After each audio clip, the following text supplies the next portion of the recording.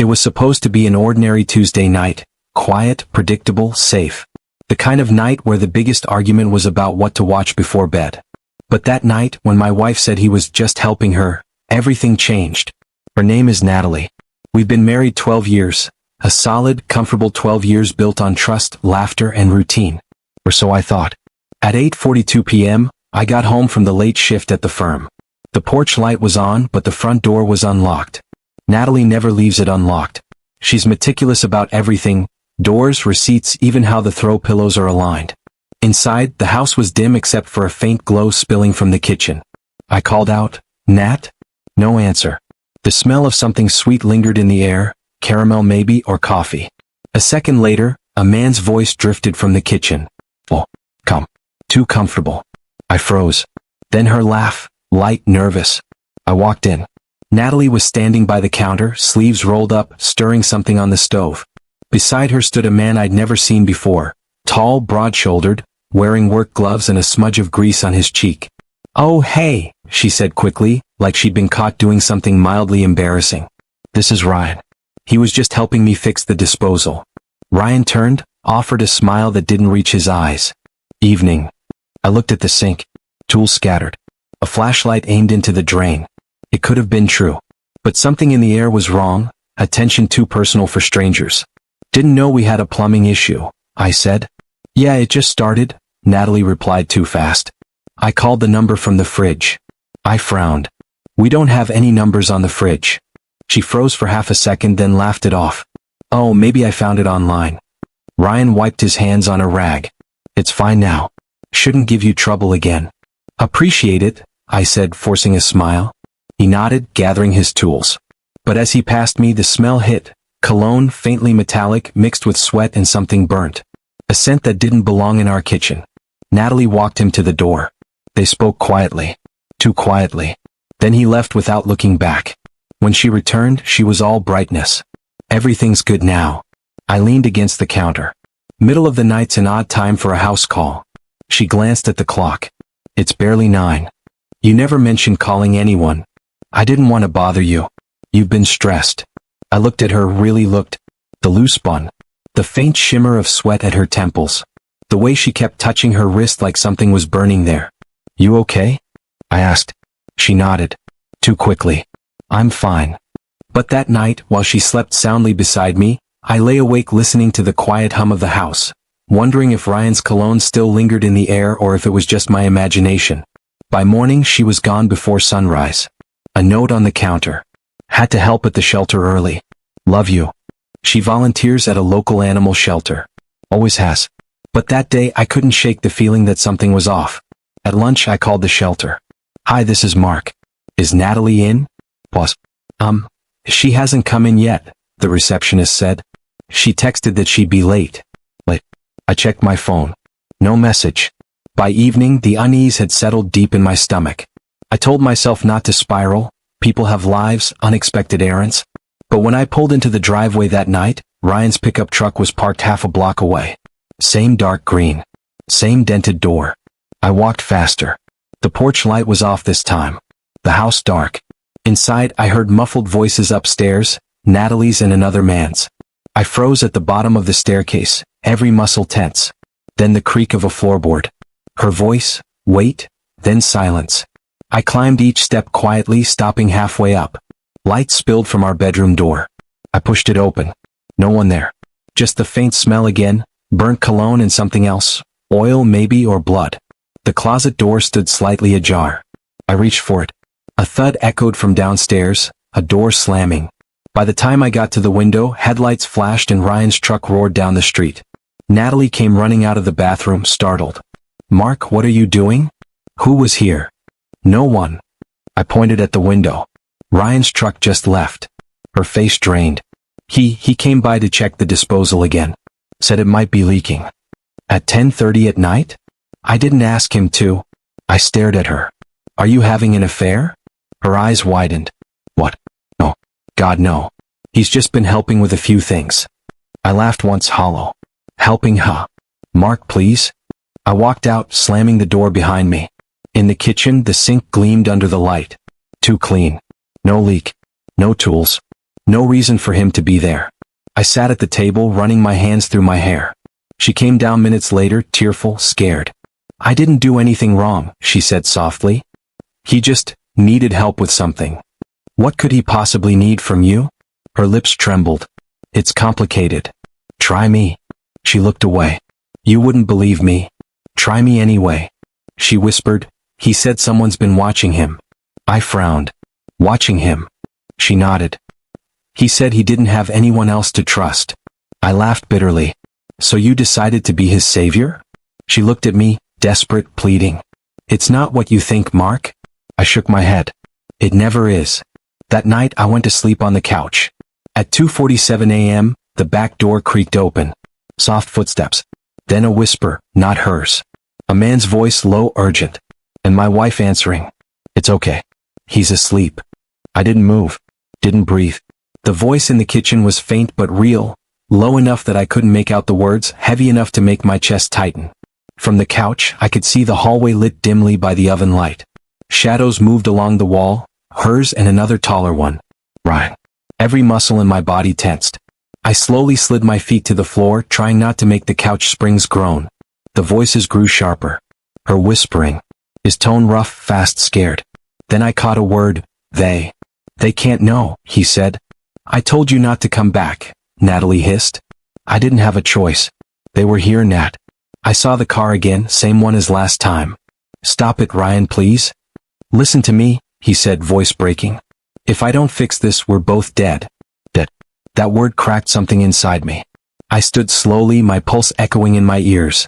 When I rounded the corner, I saw him, Ryan, standing too close to her, clutching a folded piece of paper in his hand, his shirt damp with sweat and streaked with something dark near the collar. Natalie froze when she saw me. Mark, she whispered.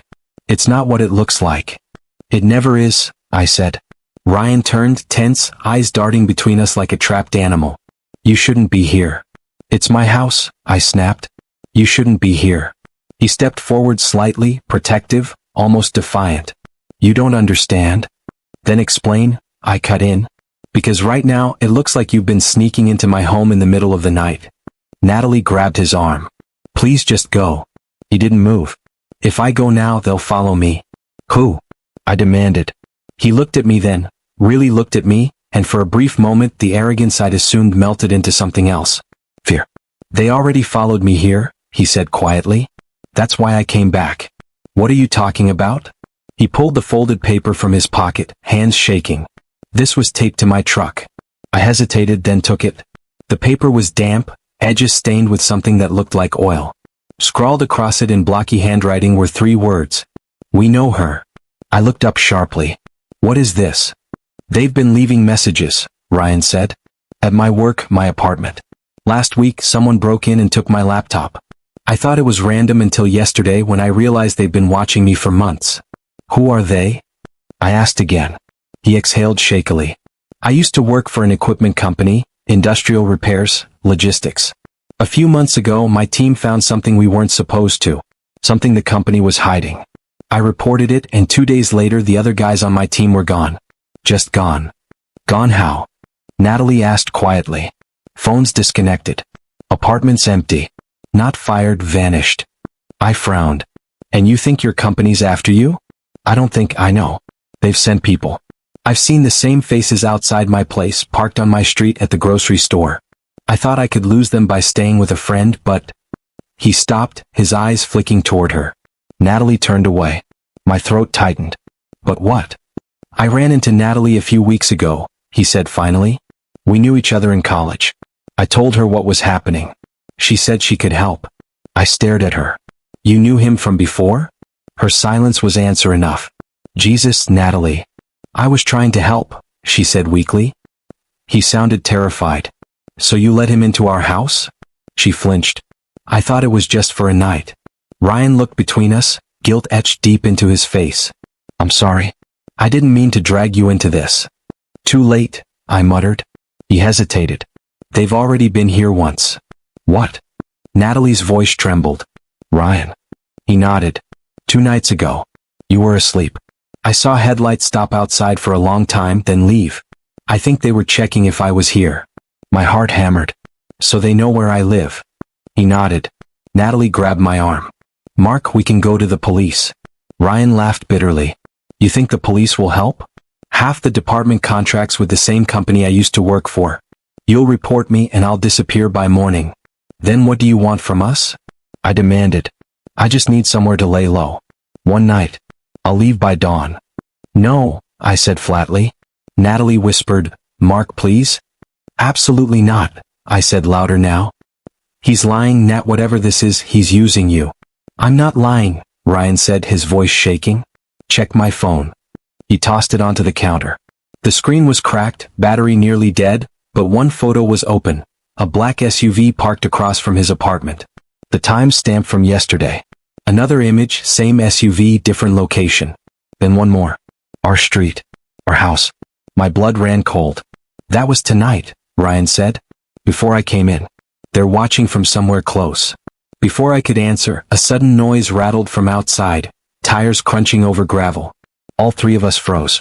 The sound stopped. Ryan's voice dropped to a whisper. They found me. He lunged toward the back door, but I grabbed his arm. You're not dragging this into my house. Too late, he hissed. They already know. The next sound was softer, metal tapping glass. Natalie gasped. Someone's at the window. I turned just in time to see the shadow, a tall outline pressed against the kitchen window, face obscured by the reflection. I stepped closer. The figure didn't move, just stood there, watching. Then a hand lifted slowly, pressing something against the glass. A photo. It was a picture of Natalie, smiling, at the shelter. But behind her, blurry in the background, was Ryan. I felt sick. The figure dropped the photo, turned, and vanished into the dark. Ryan exhaled shakily. Now do you believe me? I looked down at the photo on the floor. The edges were damp, as though it had been left in the rain. Natalie picked it up with trembling fingers. What do we do? I stared at her. At him. At the window still fogged with his breath. We wait, I said quietly. Until morning. Neither of them argued. But as we sat there in silence, I couldn't help noticing the smallest detail. Ryan kept glancing at his watch. Every few minutes. Like he was waiting for something. Or someone. The kitchen clock ticked louder than it ever had in my life. 2:17 a.m. No one said a word for nearly half an hour. Natalie sat at the table, arms wrapped around herself, shaking in silence. Ryan stood by the back door, one hand gripping the doorknob, the other pressed to his temple like he could hear something the rest of us couldn't. I stayed standing, leaning against the counter, eyes darting between them both. Every creak in the house made me tense. Every gust of wind outside sounded like footsteps. Finally, I broke the silence. You said they followed you. Who exactly are they? Ryan didn't turn. Former employers. People who move things they shouldn't. Weapons, tech, information. Doesn't matter what. Just that it never shows up on paper. I frowned. You're saying you worked for criminals? I'm saying I worked for people who wore suits and smiled for cameras but kept secrets that could start wars. And you exposed them? Not yet. I tried. He laughed bitterly. They caught me before I could. Then why come here? Because your wife was the only person who picked up the phone when I called. I looked at Natalie. You knew about this? She stared at her hands. He said it was just something at work. He sounded terrified, Mark. I didn't know it would come to this. Ryan's voice dropped lower. They don't like loose ends. And now you're both part of it. Something about the way he said it, flat, certain, made my stomach twist. Then we call the police, I said again, more to convince myself. Or the FBI. If it's this serious. He cut me off. They'll be the first ones compromised. You'll vanish before sunrise. Natalie whispered, there has to be someone we can trust. There isn't, Ryan said. Not anymore. The way he said it didn't sound paranoid. It sounded like experience. Outside, another noise. Not a car this time. Something metallic, scraping faintly along the siding. Ryan spun around, motioning for us to stay quiet. We froze. The sound circled the house. Slow. Deliberate. Natalie clutched my arm. I could feel her pulse hammering through her skin. Ryan stepped toward the back door, peering through the blinds. Don't, I whispered. He ignored me. He stared out for a few seconds, breathing shallowly, then turned back. They're not leaving. Who? Natalie whispered. 2 of them. Maybe 3. My stomach dropped. You can see them? He nodded. One by the shed. Another near the driveway. Natalie's voice trembled. Oh my God. I grabbed the nearest thing that could serve as a weapon, a kitchen knife, and flicked off the lights. The house sank into darkness. Outside, footsteps shifted, faint crunches of gravel moving closer. Ryan reached into his jacket and pulled out a small black object. For a second I thought it was a gun. It wasn't. A phone. Cracked, half dead with the screen flickering. He tapped it twice and the image came up. An infrared camera app. He pointed it toward the window. 3 red silhouettes glowed outside. "They're circling," he muttered. Natalie's breathing turned shallow. "What do we do?" He glanced at me. "Do you have another way out?" "There's a side door through the laundry room, but it's locked." "Unlock it quietly." I nodded and moved, keeping my steps slow, deliberate. The house felt foreign now, like every familiar corner had been turned against me. At the laundry room door, I slid the bolt back as gently as I could. Ryan appeared beside me, whispering, "We go out one at a time. Stay low. Head toward the trees across the street." "What about the cars?" I whispered. "They'll be watching the road." Natalie gripped my arm again. "Mark, I'm scared." "I know." I kissed her forehead, a reflex, before realizing I didn't know if I meant it for comfort or for goodbye. Ryan moved first, crouching low, disappearing into the night. Seconds later he waved, one quick signal. I guided Natalie out next. She hesitated, then slipped into the darkness after him. I followed last, keeping my back against the wall. The night air was colder than I expected. The street was dead quiet. We crept across the yard, grass wet beneath our feet, the sound of our breathing deafening in the stillness. Then headlights flared, bright, blinding from the corner of the block. "Run!" Ryan shouted. We sprinted. Gravel flew beneath our shoes. Behind us, car doors slammed. Voices shouted, muffled, urgent, too far to make out words. We cut through the neighbor's yard, over the fence into the tree line. Branches whipped our faces. My lungs burned. When we finally stopped, we were half a mile into the woods. Ryan leaned against a tree, panting hard. They didn't follow. Natalie collapsed beside me, shaking. "What is happening?" He sank to the ground, hands trembling. "They were waiting for me. But they didn't expect you." I stared at him, catching my breath. "What do they want?" He hesitated, then reached into his jacket again, this time pulling out a flash drive. "This," he said. "What's on it?" "Everything they're trying to erase." I took it. It was warm, like it had been in his hand for hours. "Why give it to me?" "Because they won't look for it in your hands. They'll think I still have it." "So what now?" He looked at me with something that felt like guilt. "Now you run. Both of you." Natalie shook her head. "No. We can't just disappear. You don't have a choice." He stood abruptly, peering back through the trees. "We'll split up. If they find one of us, maybe the others make it." Before I could protest, he was already walking away. "Ryan," I hissed. He turned once, expression unreadable. "If you love her, don't go home." Then he vanished into the darkness. For a long moment, the only sound was the wind through the trees and Natalie's uneven breaths. Finally, she whispered, "Mark, what do we do now?" I stared at the flash drive in my hand, the tiny piece of plastic that suddenly felt heavier than the world. "We find out what's on this," I said. And that's when the first explosion hit, distant, thunderous, from the direction of our house. Natalie screamed. I turned, watching an orange glow rise over the treeline, smoke curling into the night sky. Our home. Gone. Ryan was right. They knew. The explosion echoed for miles, rumbling through the trees until it felt like the ground itself was breathing. A plume of fire rose where our home used to stand. All the memories, the laughter, the fights, the photos on the wall, gone in an instant. Natalie's knees gave out. She collapsed against me, shaking uncontrollably.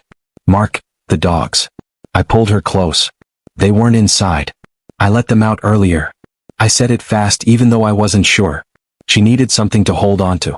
The smoke thickened, glowing red against the horizon. The night tasted like burnt metal. "They destroyed everything," I whispered. Natalie looked up, eyes full of disbelief. Why would they do that?" "Because of him," I said. "Because of whatever's on this." I held up the flash drive. Its metal casing reflected the fire, a tiny piece of hell burning in my hand. Natalie stared at it, tears streaking her cheeks. "Mark, I didn't know it would go this far. You still called him. You still let him in." She didn't argue. She just turned away, watching our home dissolve into smoke. For the first time in 12 years, I didn't recognize her. The sirens came next, distant, then closer, slicing through the night. Ryan had said not to call anyone, but soon the whole neighborhood would see the flames. Someone already had. The cops, the fire department, they'd be here any minute. If we stayed, we'd have to answer questions we couldn't afford to answer. We need to go, I said. Natalie turned. Go where? Somewhere they won't look first. She hesitated, her voice small. Mark, I can't just run. You want to stay here? You'll be explaining this to people who might be on their payroll. She looked back at the fire again, then nodded weakly. We started walking deeper into the woods, the flash drive still in my pocket. I kept expecting to hear pursuit, crackling twigs, rustling leaves, but there was nothing. Just the sirens fading behind us and the rhythmic pounding of our footsteps. We walked for what felt like hours until the sound of cars and chaos was gone.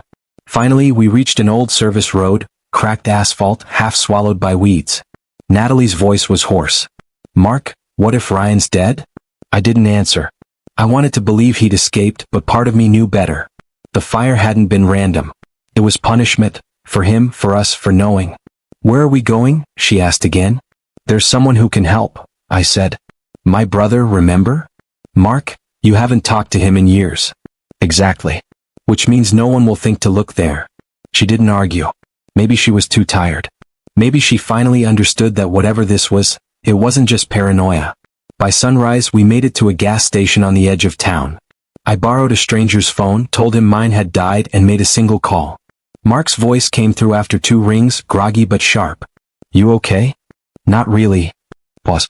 You found it, didn't you? I froze. What? He sighed. The drive. I knew something like this would happen. How do you? I'll explain later. You need to get off the grid now. Ditch your car if you still have it. Meet me at the old hunting cabin by the river. Noon. Mark our house. I saw. It's already on the news. They're saying gas leak. Of course they were. Natalie looked at me mouthing, what did he say? I ended the call.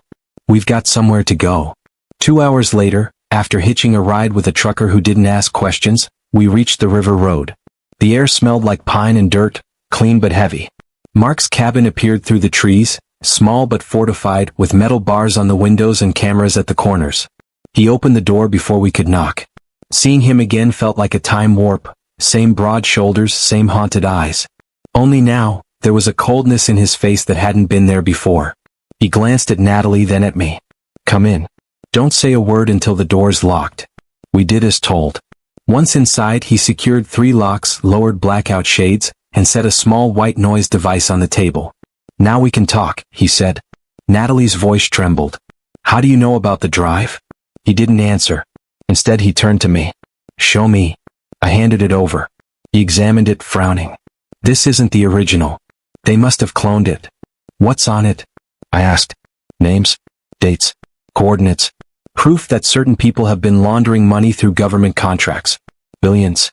If Ryan had this, he wasn't just some repair guy, he was a whistleblower. Natalie swallowed hard. Then why did he come to me? Mark met her eyes. Because you used to work for them. The room went still. What are you talking about? I asked. He looked at her, not me.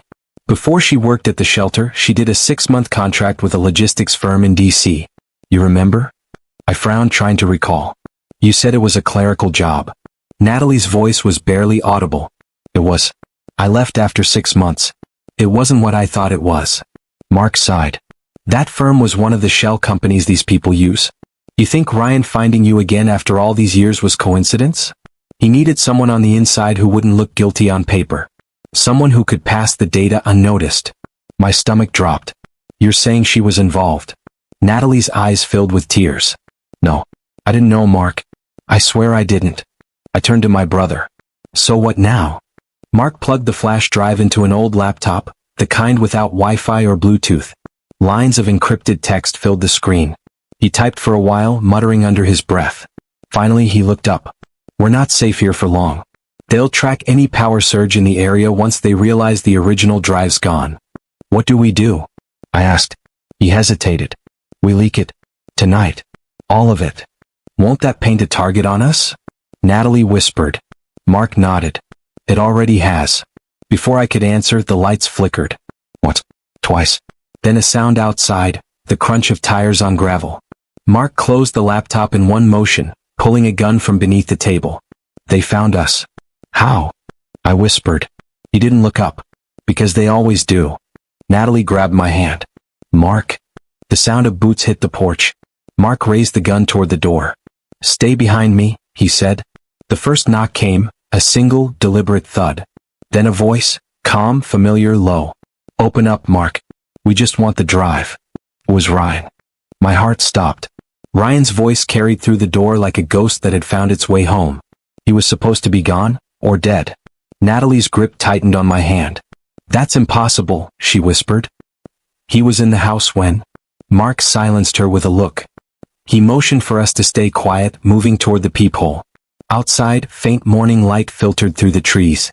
Ryan stood alone on the porch, clothes filthy, one side of his face bruised but unmistakably alive.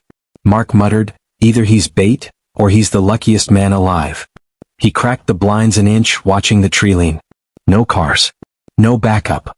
Then maybe he's telling the truth, I whispered. Mark's voice was steel. That's what they want you to think. Ryan knocked again, softer this time. Mark, please. They're coming. I had to make sure you got the right drive. The right drive. I hissed. Mark kept his gun raised, his voice low. He's testing us. Testing us for what? To see if we trust him. Another knock, louder. Please? They switched them, Mark. The one you have, it's a tracker. That froze me. I looked at the laptop on the table, still connected to the drive. A faint green light blinked at its edge. Mark swore under his breath. Damn it. He yanked the drive from the port and tossed it into a pot of boiling coffee on the stove. The hiss was instant, violent. What if he's lying? I asked. What if he's not? Mark shot back. The smell of burnt metal filled the room. Outside, Ryan stepped closer to the door. Please open up. They're less than 5 minutes out. Then why lead them here? Mark shouted back. I didn't. They're tracking everything. If you don't move now, you're dead. Mark glanced at me. He's either saving us or finishing the job. The pounding came again, faster now. Mark, listen to me. They have Natalie's name. It's not safe here. Natalie's face went white. My name. How would he know that? Mark said. Because I gave it to him, she whispered. Mark turned sharply. You what? Her eyes brimmed with tears. When he first showed up, he needed a place to hide. He said if anything happened to him, someone would contact me. I didn't know it would be like this. Mark clenched his jaw. You gave them everything they needed to find you. The pounding outside grew frantic. They're here. I swear I'm not with them. Gunfire cut him off. Sharp cracks echoed through the forest. We hit the floor. Bullets shattered the window. Glass rained across the table. Mark crawled to the counter, grabbed a second gun and threw it to me. You remember how to use this? I stared at it, shaking my head. You do now, he growled. Natalie screamed as another shot splintered the front door. Basement. Mark shouted. We crawled through the kitchen, the world shaking around us. Ryan's voice outside turned to shouts, then silence. The trapdoor was hidden under an old rug behind the fridge.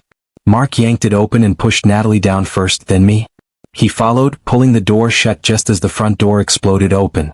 Muffled voices filled the house. Men, calm, methodical. Boots on wood. Mark switched on a small battery lamp, face pale but focused.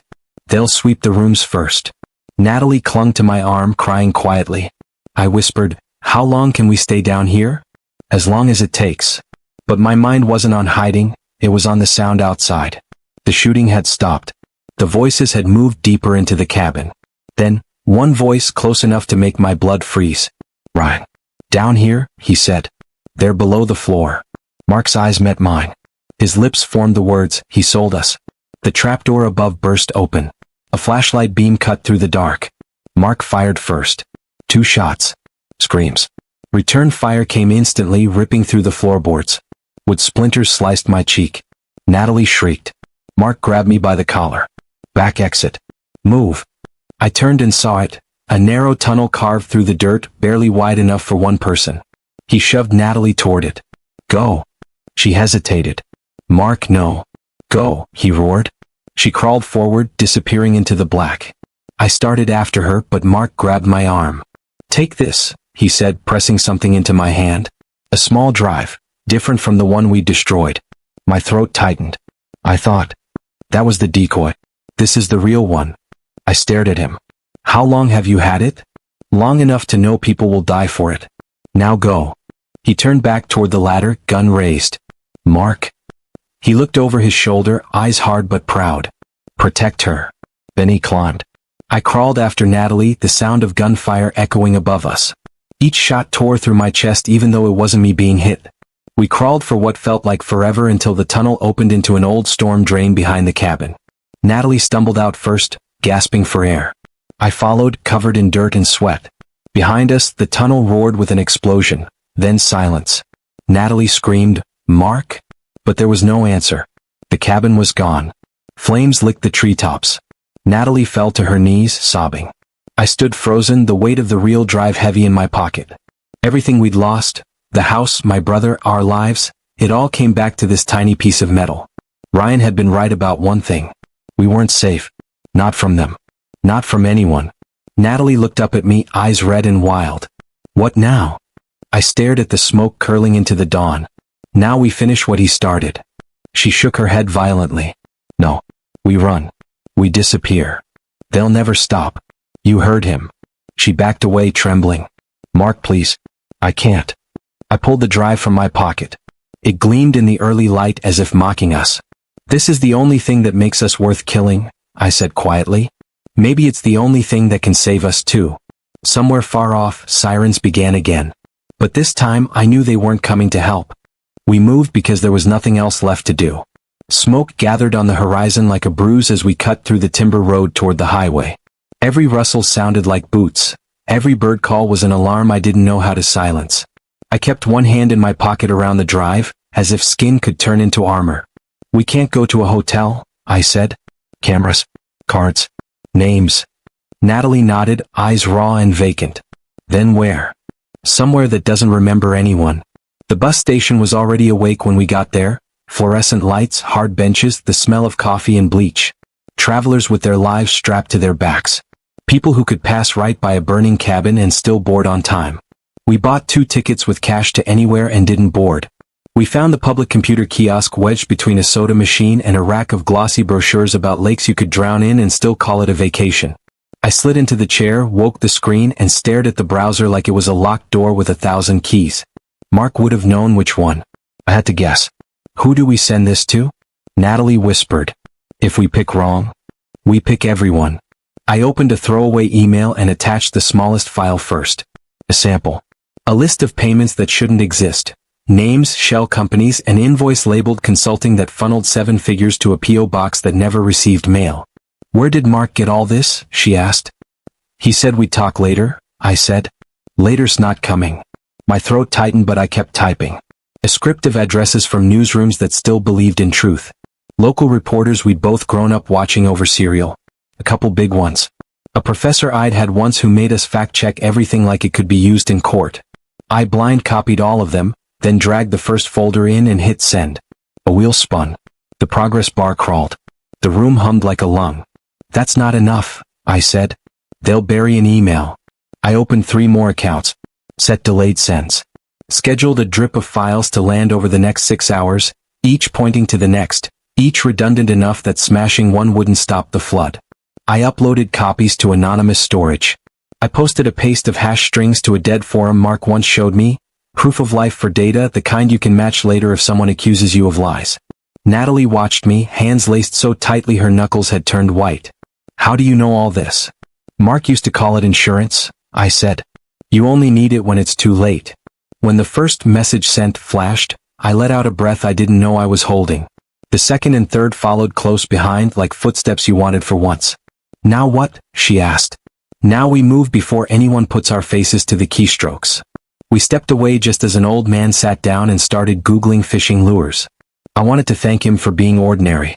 We melted into the concourse, bought a pair of cheap caps from a kiosk, and walked out to the back lot where the cracked concrete turned to weeds. My phone vibrated once in my pocket. Unknown number. I almost tossed it. Then curiosity grabbed my wrist. Don't take the 10:20 bus. They're waiting. I showed Natalie. Who? Before she could answer, a second text. North Lot, Minute Mart. Side door. Ryan. I recognized the clipped cadence, the way his words carried urgency without punctuation. The last time I'd heard his voice it was above the basement and then above the gunshots. He's alive, she whispered. Or someone wants us to think he is. We could have ignored it. Maybe we should have. But standing still felt like letting the fire catch up. The minute Mart sat on the edge of the property, the kind of convenience store that sold everything from cough drops to apologies. We approached from the far side, skirting the cameras. When we slipped through the side door, the stale air smelled like fryer grease and failure. Back, a voice rasped. He was there. Leaning against a stack of boxes marked cleaning supplies, shirt torn, left arm bandaged with a strip of someone's curtain. The bruise across his cheek had deepened to something ugly. He looked smaller, as if running had shrunken him. Natalie took a step, then stopped. You told them where we were. His eyes flinched. I saved you from that cabin. By leading them to it first? I said. Ryan swallowed. They grabbed me when I left your street. Put me in a van. Gave me a choice. Bring them to the drive or they'd take me apart and then go to you anyway. I told them about Mark's cabin because I thought I could get there first, warn you? I didn't know they had another team already moving in. I swear. I wanted to punch him. I wanted to believe him. Those two urges collided and left a hollow. What do you want? I asked. He lifted his good hand. In it, a key, plain nickel, the universal shape of entry. I switched the tracker, he said. While they were moving the bodies. I bought you time. Take this. What is it? A locker at the train depot downtown. His voice shook. Everything I couldn't keep on a drive. Scans. Copies. Photos. People who will swear under oath if you can get them into a courtroom without dying first. Natalie stared at him like she was trying to find the man she'd helped weeks ago. Why us? Because you still believe telling the truth does something, he said quietly. And because everyone else I trusted is ash. He set the key on a box and stepped back. His eyes flicked to the door. They have watchers in places you don't expect. You need to move now. You're coming with us, I said. He shook his head. If I do, I kill you. They know my face too well. He tried to smile and failed. I'll draw them away. Meet me under the North Bridge at dusk if you're still breathing. Ryan. He was gone before we could finish his name, limping through the stockroom and out the loading dock like he had another life to save. I picked up the key. Weightless. Impossible. Do we trust him? Natalie asked. No, I said. But we don't need trust. We need leverage. The train depot wasn't far. We cut alleys, crossed streets with the kind of patience you borrow from statues, and slipped into the terminal with a group of commuters complaining about coffee. Locker banks lined the far wall, a grid of metal mouths.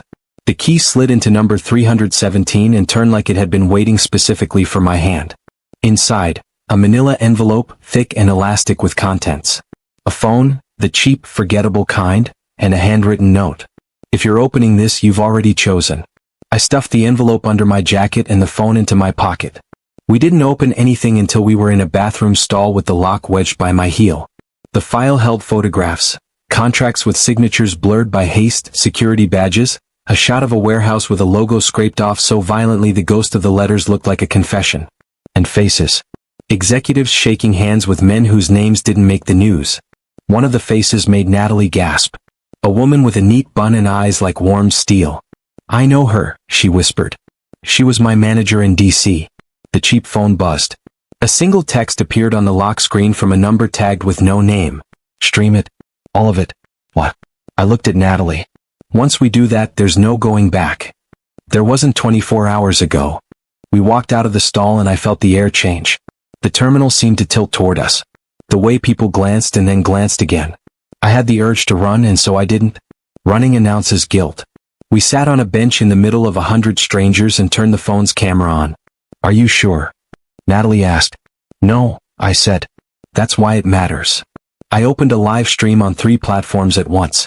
The front camera framed our faces, tired, dirty, human, and the rear camera flipped to the table as I fanned the documents like a dealer who never learned to cheat. I spoke clearly, each word a nail I hoped would hold the world together for 5 more minutes. My name is Mark. If anything happens to us, this video and these files have already been sent to dozens of reporters. To our families. To a public archive with 1,000 mirrors. We're doing this because our home is gone and my brother is dead and the people who did it expect us to hide. We are done hiding. Natalie's hand slid into mine. She didn't cry. She looked into the lens the way you look at a storm you finally decide to stand in. Somebody told me he was just helping me, she said, voice steady. He was. He helped me see what I didn't want to see. We walked the audience through the names, the payments, the shell companies. We said the words out loud because sometimes words are the only weapons you have left. Comments began to blur upward. Disbelief, accusations, then a slow pivot to links and context and people tagging other people with platforms big enough to matter. Security noticed us the moment the stream topped 10,000 viewers. 2 guards started across the terminal. Then 4. Then a man in a suit with a walk that said he'd never missed a flight because flights waited for him. I looked into the camera one last time. If we lose the feed, keep posting. Keep mirroring. Don't let this go dark. We stood. The guards shouted. The man in the suit lifted a hand like a conductor. I smiled without humor, pocketed the phone, and took Natalie's hand. We ran, not away but toward the crowd. Toward noise and witness. Toward 1,000 cameras that didn't belong to them. We let strangers become our cover and our shield. We didn't make it far before a hand caught my shoulder. I spun, fist raised, but the man who grabbed me wasn't a guard. He was a janitor with a mop and a face that looked like it had seen too much. He pressed something small and metal into my palm. A ring. My brother's. From a friend, he whispered, then melted back into the tide. I closed my fingers around it so hard it hurt. The world roared. The feed blinked but didn't die. Somewhere, sirens bled into daylight. Somewhere, a woman in a neat bun watched a video she couldn't stop. We pushed through the doors into sun. For the first time since the porch light, the day felt honest. Behind us, the terminal spilled people into the street, and with them came noise and witnesses and the one thing the dark hates most. Attention. Natalie squeezed my hand. What if this doesn't save us? It won't, I said. But it might save the truth. We moved with the crowd, not invisible, not safe, but seen. The drive in my pocket felt lighter. The ring in my fist felt like a promise kept too late and still exactly on time. She told me he was just helping her. Maybe that was true. Maybe the wrong he helped break was bigger than us. What I saw that night didn't just change our marriage. It changed who I was willing to be. Not a man who hides. A man who opens the door and lets the world take a good hard look.